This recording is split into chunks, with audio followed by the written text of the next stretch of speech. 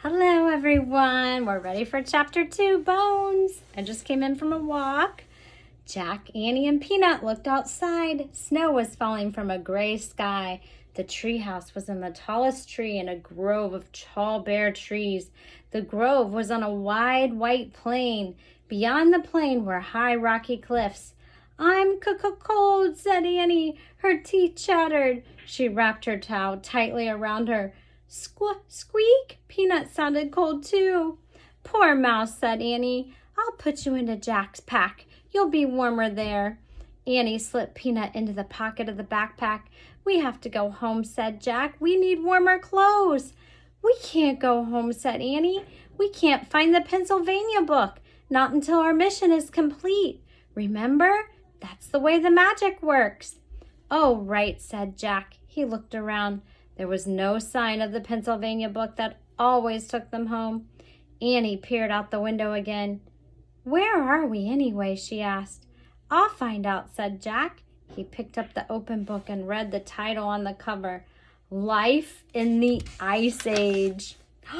Ice Age, said Annie. No wonder we're cold. We'd better find the third M thing soon, said Jack, before we freeze to death. Look, whispered Annie. People! She pointed out the window. Jack saw them too. 4 figures on a cliff. 2 big figures and 2 little ones, all holding long spears. Who are they? Said Annie. I'll look in the book, said Jack. He found a picture of some people. He read the caption to Annie. Early modern humans were called Cro-Magnons. During the late Ice Age in Europe, they sometimes lived in caves beneath cliffs. Why are they carrying spears? Said Annie. Jack turned the page. He found another picture of the Cro-Magnons. He read aloud. The Cro-Magnon family often hunted together. They covered deep pits with branches. They drove reindeer and mammoths into the traps. Oh, trapping the animals, that's sad, said Annie. No, it's not, said Jack. They couldn't live without hunting. They didn't have supermarkets, you know. They watched the family disappear over the other side of the cliff. Come on, I'm freezing, said Jack. Let's hurry and find the M thing while the Cro-Magnons are hunting. But I want to meet them, said Annie. Forget it, said Jack. They don't have books that tell them about us.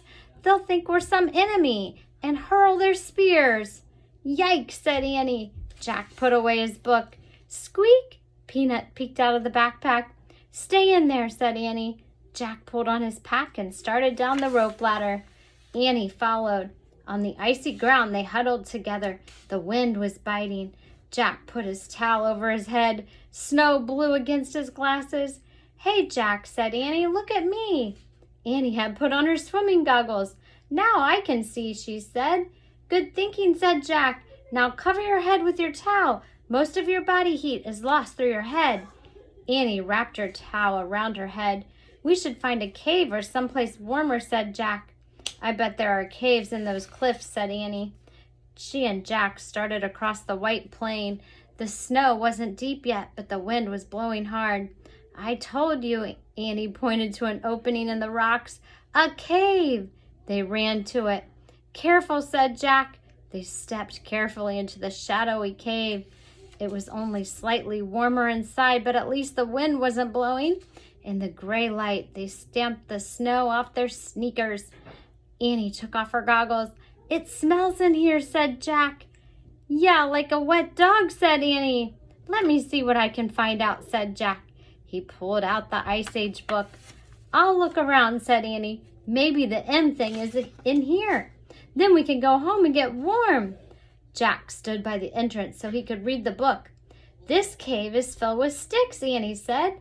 What? Said Jack. He didn't look up from the book. No, wait. I think they're bones, said Annie. Bones? Echoed Jack. Yeah, lots of them back here, all over the floor. Jack turned the pages of his book. He found a picture of a cave filled with bones. I hear something, said Annie. Jack read the writing below the picture of the cave. It said, the great cave bears of the Ice Age were over 8 feet tall. These bears were larger and fiercer than today's grizzlies. Their caves were filled with the bones of their ancestors. Annie, whispered Jack, get back here now. They were in the cave of a great bear cave. And the next chapter is called Brrr. That makes me cold just thinking of them. I will see you tomorrow for chapter 3.